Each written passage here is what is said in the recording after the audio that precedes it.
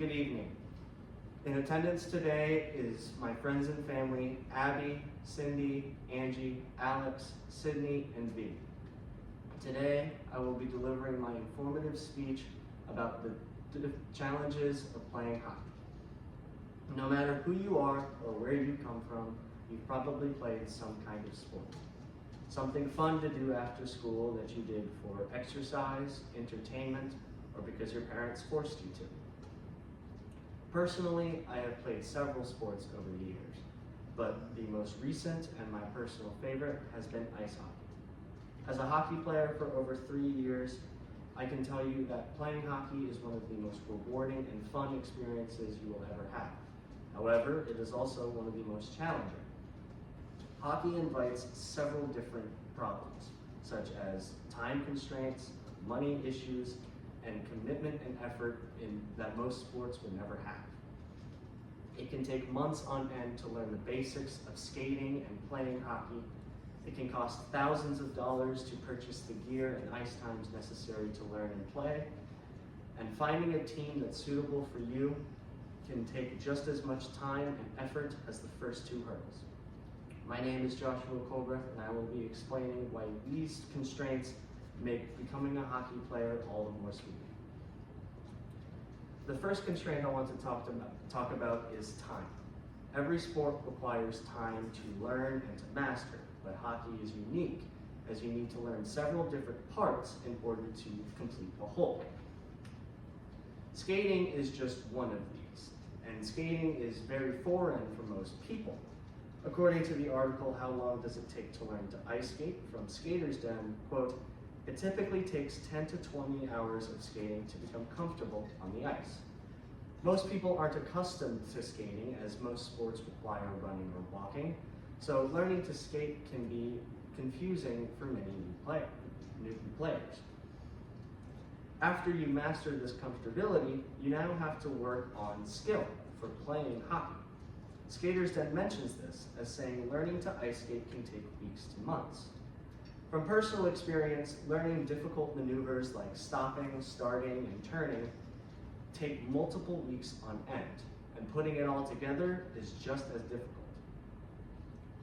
A final component you need to learn is actually playing.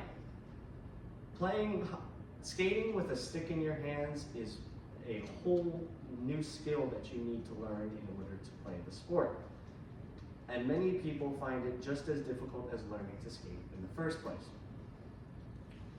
So on top of learning to feel comfortable on your new shoes, learning to skate in an effective way, you now have to learn to isolate skating from your mind and focus on stick handling and keeping the puck on your stick at all times. Learning takes lots of time, but you can't just stick handle on the grass or with a long tree branch. So now comes a new hurdle: money. Money is one of the biggest constraints in most sports. However, hockey, it is infamous for costing thousands of dollars in order to even play. Starting with classes, skating classes are probably one of the best and most effective ways to learn how to ice skate. But the weekly classes that go for over an hour don't come cheap. The article, How Much Does It Cost to Go Ice Skating?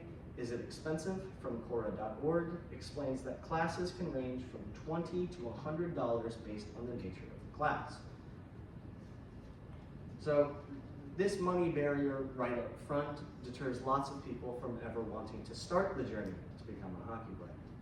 If you do pass these classes, you now have to worry about hockey gear. While most sports require gear, hockey is infamous for being one of the most expensive sports of them all.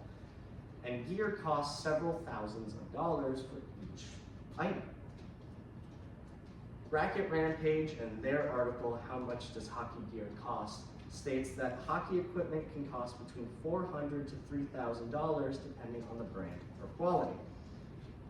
These expenses are just to participate in hockey, and these high numbers could discourage anyone from wanting to play, but it isn't over yet. In any sport, you must find a team, but finding a suitable team that's your level is more difficult than it seems. Personally, I started hockey at 13 years old and only found a team in a recreational league and in my local high school. But many people don't have this luxury and aren't as lucky to find such a team. If you are able to find a team that is for your level, you now have to worry about even more expenses. Rinks want money from coaches who skate on their ice for practices or games, so therefore the coaches are going to want money from you. So even after you've spent all this money on classes, all this money on gear, you now have to spend extra money in order to play on a team. So in total, this can cost multiple thousands of dollars.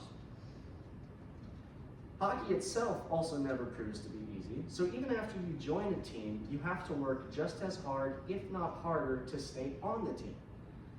Personally, I was on the varsity team of my high school for a year, but then was moved down to JV. I was very upset. However, I was committed to my team and to hockey, so I stayed. And then I am now on track to be on the varsity team when fall comes.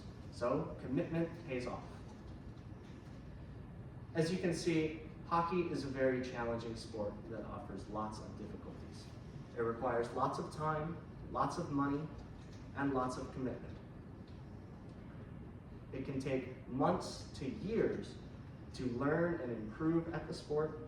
It can take thousands of dollars to buy gear and ice time in order to play.